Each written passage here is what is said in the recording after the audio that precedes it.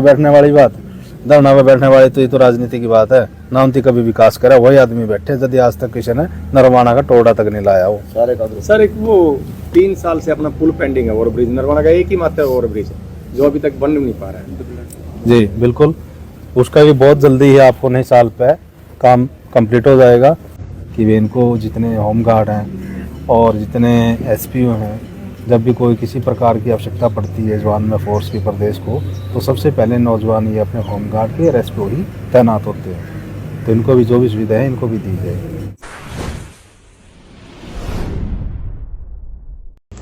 शहर के विकास से पहले तो मैं आप सभी को, पत्रकार भाइयों को और जितने भी साथी बैठे हैं हल्का से आए हुए, एडवांस में सबको नव साल की ढेर सारी बहुत बहुत शुभकामनाएं देता हूं कि परमपिता परमात्मा आपका स्वास्थ्य और ठीक रहे और जो भी आपकी मनोकामना वो पूरी हो नए साल पे।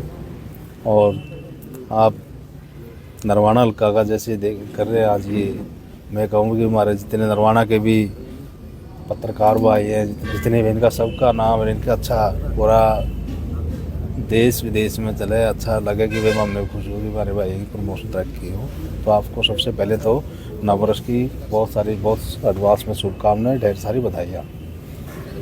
जैसे कि आपने भी प्रश्न किया कि नरवाना शहर की, एक बात बताना चाहूँगा, आपने नरवाना शहर की डेवलपमेंट वर्ष की पूछना चाहते हैं या हल्का की? पूरे हल्का की बता दो। पूरा हल्का की। तो फिर मैं एक बात बताऊँ आपको, मेरा भी और आपका भी, जितने नरवाना हल्का के माननीय मुख्यमंत्री मनोहर लाल जी के द्वारा विकास कार्य किए, नरवाना की जनता को जो तोहफा दिया है, जो इनके इतनी चौकताएँ दी हैं, तो मेरे ख्याल से अगर आप सुबह 9 बजे बैठा ना, तो मेरे ख्याल 3-4 तो बच जाएंगे बताते एक दिन लग जाएगा। नरवाना के इतने विकास कार्य किए हैं जिसका कोई ठिकाना नहीं है, जो आज तक कभी भी किसी ने नहीं किए। चलो करीब नई आपकी डिमांड पर पूरा हरियाणा में जो मांग पूरी की गई है उसके बारे में बता दो आप। नहीं, आप बताऊंगा और थोड़े मोटे मोटे बता देता हूँ। मोटे मोटे बता। सबसे पहले तो माननीय मुख्यमंत्री मनोहर लाल जी ने नरवाना शहर को, जो सबसे सबकी दिक्कत थी, सारी 36 बिरादरी की पूरी जी जो मेन दिक्कत थी, वो थी सीवरेज और पीने की पानी की।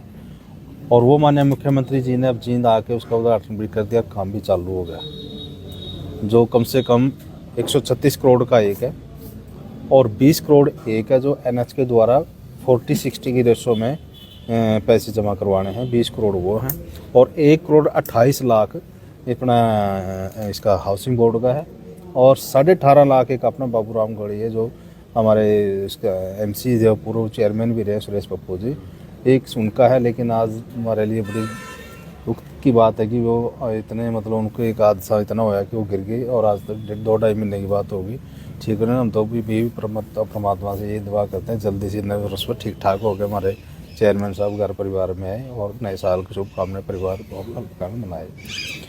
और दूसरा ये कहना चाहूँगा कि जो आज का जो टाइम है, जो युग है, जो कंपटीशन का है, जो बच्चे पढ़ने के लिए, वो पूरे हरियाणा में 6 डिजिटल लाइब्रेरियों में से, जो 90 विधानसभाओं में से एक डिजिटल लाइब्रेरी माननीय मुख्यमंत्री ने हमारी नरवाना की जनता की तरफ से, हमने जब वहाँ मांग रखी कि हमारे नरवाना के बच्चे पढ़ाई लिखाई में इतने तेज़ और इतने होशियार है, इतने इंटेलिजेंट है कि हर साल हमारे नरवाना से IAS, IPS, HCS और हर क्षेत्र में इतने स्पोर्ट्स में लगाओ, किसी में लगाओ, सारी चीज़ें मांग रहे जी, हमारे एक नरवाना के लिए डिजिटल लाइब्रेरी भी दी जाए।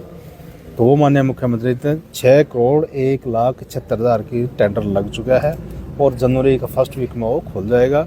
जो बच्चे पढ़ने लिखने रखे, जो तैयारी करनी है, कंपटीशन करनी है ताकि पेपर एग्ज़ाम क्लियर करे, वो एक माननीय मुख्यमंत्री ने नरवाना जनता, नरवाना हल्का शहर को भी एक बहुत बड़ी सौगात दी है।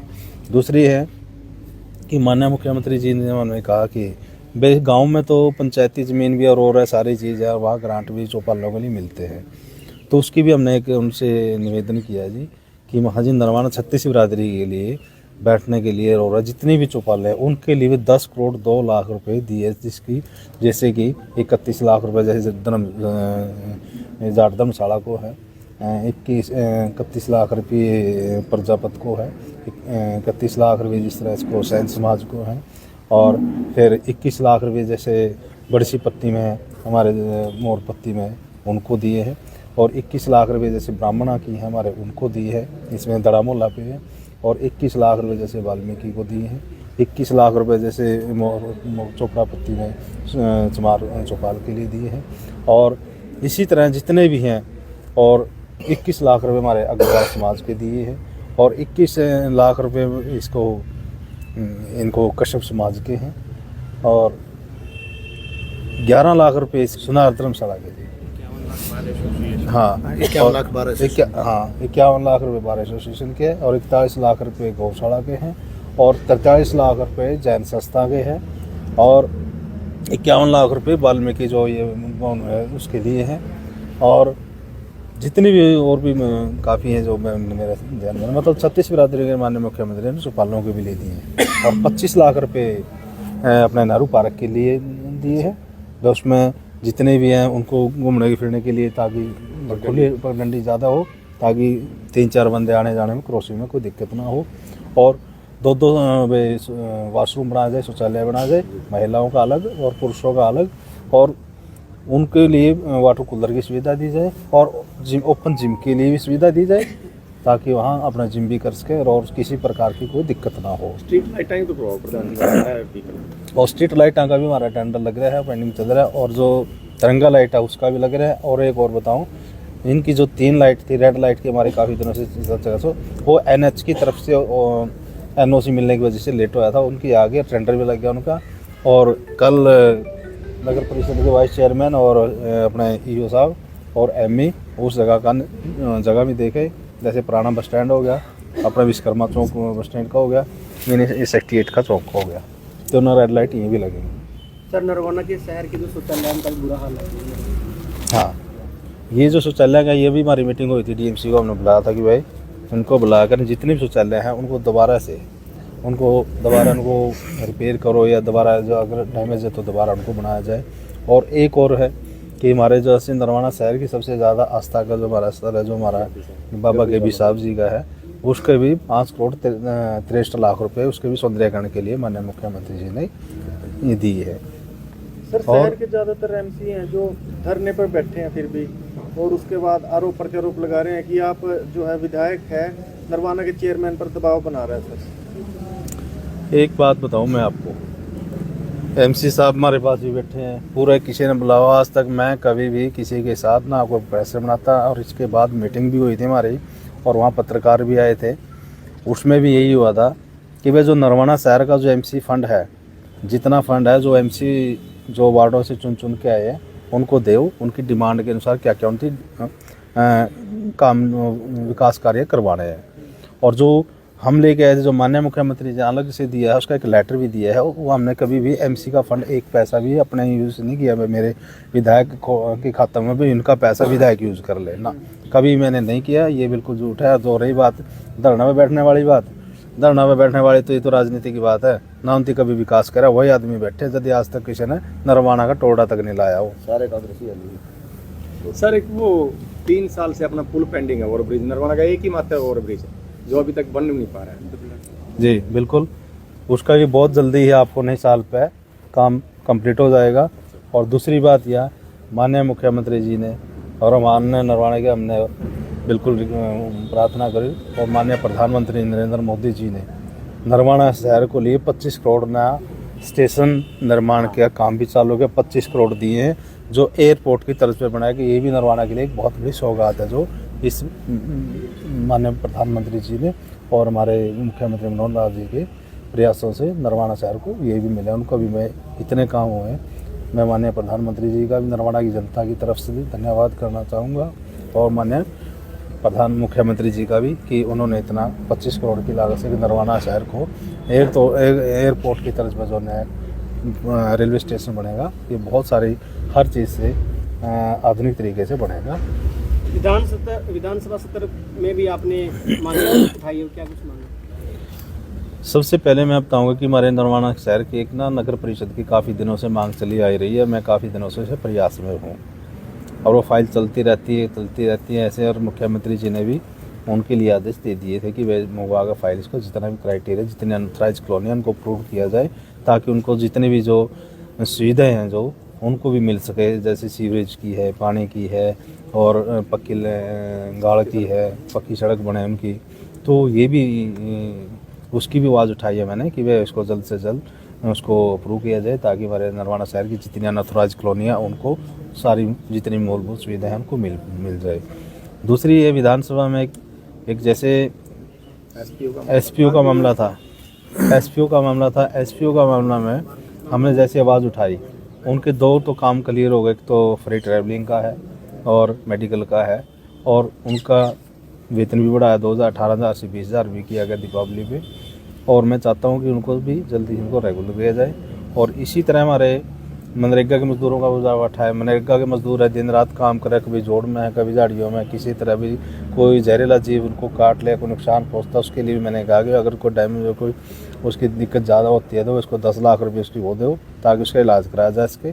अगर भगवान खुदा न खास्ता करे कोई हादसा या डेथ हो जाती है तो उसके परिवार को आर्थिक सरकार की तरफ से उनको 50 लाख रुपए का मुआवजा दिया, ताकि उनके बच्चों का पढ़ाई लिखाई में, अगर बेटियां तो उनके टाइम पे पढ़ाई लिखाई का उनको शादी और किसी प्रकार को मदद मिल सके। इसी तरह मीट रीडरों का था, उनको HKRM में ले, जिनको 6-7 हज़ार रुपये तनख्वाह दिए, उनको भी उनको HKRM में उनको कौशल में उनका रजिस्ट्रेशन किया जाए, उनको भी उनको जितनी भी उनका हक उनको मिले।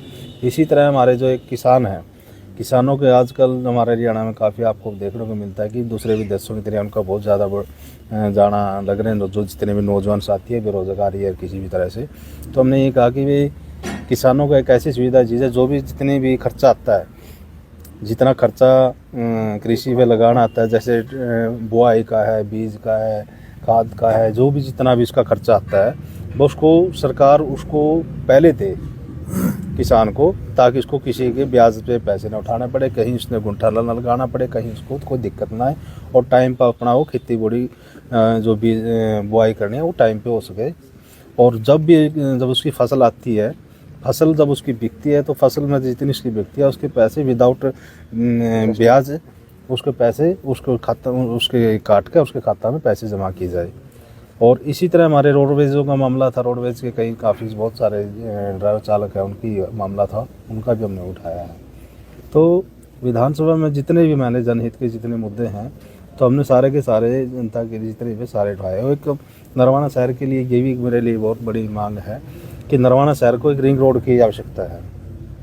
कई भाई कहते हैं कि वे बाईपास में, मैं चाहता हूँ कि बाईपास की बजाय ना एक रिंग रोड बनाए, ताकि जितना भी कहीं से भी हमारे शहर के अंदर कहीं से एंट्री हो जाए, कहीं से हम बाहर निकल सके, और जितने भी आवाज़ आवेगी, जितने भारी हैवी व्हीकल हैं, वो सारे के सारे बाहर चल रहे, जो बाहर से बाहर क्रॉस कर जाए, और नरवाना शहर में भीड़ भड़ाका ना हो, किसी प्रकार का कोई हादसा ना हो, कोई दिक्कत ना हो। इसके लिए भी मैंने दिया। और ये जो भी मैंने जितने भी विधानसभा में मांगे उठाई हैं, जितने मुद्दे जनहित के उठाए हैं, वो सब के सब उनकी प्रोसीडिंग भी बन गई, उनकी प्रोसीडिंग की काफ़ी मेरे पास भी आ चुकी है। और इसी तरह जैसे कि आपने पूछा है कि सबसे पहले हरियाणा प्रदेश में था कि जैसे ज़मींदारों के कई जगह ज़मीनें बढ़ जाती थी, कहीं इधर है, कहीं एक किला, कभी साधन में लेने जाने में खर्चा होता था, तो उसके लिए भी मैंने सुझाव दिया था। वही माननीय मुख्यमंत्री ने उसको भी, जो स्टाम्प ड्यूटी लगती थी रजिस्ट्री कराने में, सेल्फ में, वो भी ख़त्म कर रही है। वो आज कहीं भी किसान ज़मींदार अपनी ज़मीन बिना स्टाम्प ड्यूटी बिना खर्चे के तबादला कर सकता है। कुछ एक राशि जमा करवानी पड़ती है, वो थोड़ा सरकारी का फीस होगा, जो फॉर्मेलिटीज़ है वो।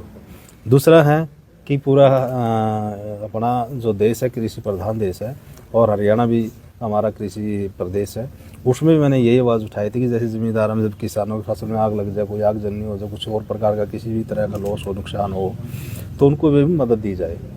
तो वो भी मैंने आवाज़ उठाई थी, और आवाज़ उठाकर माननीय मुख्यमंत्री जी ने उस पर अमल करते हुए उसको भी पूरे हिंदुस्तान में एक पहला हरियाणा प्रदेश ऐसा है जिसमें कि किसानों के आग जलने या किसी तरह का नुकसान हो, उनको अपना मुआवजा दिया गया है कि 12,000, 15,000, 18,000 पर एकड़ के हिसाब से। और वो जैसे कि पीछे भी आपने देखा कि जैसे हमारे हुआ है आगजनी का, और उनके सबके मुआवजे उनके खाता में पैसे जा चुके हैं। तो इस तरह के बहुत सारे हैं। जैसे हाँ जी, बिल्कुल वो कानून बन चुका है हरियाणा प्रदेश के लिए। कोई भी ज़मींदार किसान को कोई होता है, लेकिन उसको थोड़ी भी जितनी भी सरकार की तरफ आर्थिक मदद मिलेगी। इसी तरह का ऐसा मुद्दा हरियाणा प्रदेश के अंदर कंप्यूटर टीचरों का था। कंप्यूटर टीचरों ने मेरे को ज्ञापन दिया कि हमारे इस तरह दिक्कत है, हमें रेगुलर, तो हमने वो मुद्दा उठाया था विधानसभा में।